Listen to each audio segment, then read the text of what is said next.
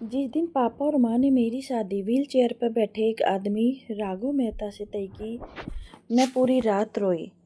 मैं सिर्फ 23 साल की थी और वह मुझसे 10 साल बड़ा था। मैंने सोचा था कि मैं एक मजबूत खूबसूरत आदमी से शादी करूंगी जो मेरा हाथ थामे जयपुर की गलियों में घूम सके, ना कि किसी ऐसे आदमी से जिसे जिंदगी भर पहियों पर निर्भर रहना पड़े। लेकिन मेरा परिवार मेहता परिवार का बहुत बड़ा कर्जदार था। राघव ने पापा और माँ को मुश्किल में बचाते हुए शादी का प्रस्ताव रखा। मैंने जीभ चटकाते हुए सिर हिलाया और खुद से कहा, खैर चलो, किस्मत ही है। शादी की रस्म आंगन में एक छोटे से मंडप के नीचे सादगी से हुई। उतनी भव्य नहीं थी जितनी मैंने उन शादियों के बारे में सोचा था। उसने स्लेटी रंग का सूट पहना था, व्हील चेयर पर बैठा था। उसकी आंखें खुशी से चमक रही थी, जबकि मैं सिर झुकाए किसी की तरफ सीधे देखने की हिम्मत नहीं कर पा रही थी। पूरे दिन मैं सोचती रही, क्या यही मेरे जीवन का अंत है। उस रात मैं दुल्हन के कमरे में बेसुध सी बैठी रही। राघव गाड़ी से आया और मुझे गर्मा गर्म हल्दी वाला दूध दिया। पी लो, मैं थक गया हूँ। मैंने दूध का गिलास लिया।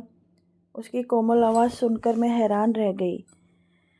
उसने मुझे पहले नहाने को कहा। अब मैं बाहर निकली तो वह पहले से ही बिस्तर के पास बैठा था। उसके हाथ में एक फाइल थी। इधर आओ, मैं कुछ तुम्हें दिखाना चाहता हूँ। मैं बैठ गई। उसने फाइल खोली। उसमें घर के नक्शे, फर्नीचर के नमूने और बालकनी में बोगनविलिया की कुछ स्केच भरे थे। मुझे पता है तुम्हें बोगनविलिया पसंद है। मैंने गोपालपुरा में एक नए घर का डिज़ाइन किसी को सौंपा है। हम कुछ महीनों में वहाँ शिफ्ट हो जाएंगे। मैं चाहता हूँ कि तुम अपनी पसंद की जगह पर रहो। मैंने उसे बड़ी बड़ी आंखों से देखा। तभी मैंने देखा कि राघव का चेहरा शांत था। उसकी आंखें गहरी और कोमल थी। उसने मेरी तरफ देखा और मुस्कुराया। मेरे दोनों पैर लकवाग्रस्त हैं, लेकिन मैं अभी भी काम कर सकता हूँ और तुम्हें पूरी ज़िंदगी दे सकता हूँ। अगर तुम्हें यह शादी पसंद नहीं है तो बस कह दो और मैं तुम्हें तलाक के कागज़ों पर दस्तखत कर दूंगा। मैंने तुमसे शादी तुम्हें बांधने के लिए नहीं, बल्कि बस तुमसे प्यार करने का मौका पाने के लिए की थी। मैं अचानक रो पड़ी। जिंदगी में किसी ने मुझसे ऐसे शब्द नहीं कहे थे। उस रात उसने मुझे छुआ तक नहीं, बस वह हेडबोर्ड पर टेक लगाकर किताब पढ़ता रहा। बीच बीच में मैं मुड़कर मुझे कंबल ओढ़ा देता। मैंने दीवार की तरफ पीठ कर ली, लेकिन मेरे आंसुओं ने मेरा तकिया भिगा गया। आने वाले दिनों में वह पहले जैसा ही सौम्य रहा। हर सुबह मेरे कमरे में दरवाजे के सामने नाश्ते की एक साफ सुथरी ट्रे रखी होती थी, और जब मैं सो रही होती तो वह मुझे परेशान नहीं करता। उसने मुझे अंग्रेज़ी सीखने में मदद करने के लिए एक ट्यूटर रखा और मुझे ग्राफिक डिज़ाइन के एक ऑनलाइन कोर्स में दाखिल दिलाया। ऐसा कुछ जिसका मैंने सपना देखा था, लेकिन कभी सीखने का मौका नहीं मिला। शाम को वह अपनी व्हीलचेयर को पौधों को पानी देने के लिए छत पर ले गया। मैं दूर खड़ी देखती रही। मेरे सीने में एक अजीब सा दर्द हो रहा था। फिर एक दिन वह मुझे रात को खाने पर ले गया था। जब मैं गेट पे पहुंची तो मैंने उसके घर के सामने एक शानदार बोगनविलिया की जाली देखी, जो उसी दोपहर बनकर तैयार हुआ था। मैं फूट फूट कर रो पड़ी। तुम्हें कैसे पता चला कि मुझे बोगनविलिया इतना पसंद है? मैंने सिसकते हुए पूछा। वह मुस्कुराया।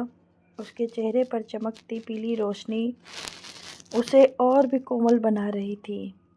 क्योंकि मैं हमेशा तुम्हारी बात सुनता हूँ, तब भी जब तुमने कभी बात नहीं की हो।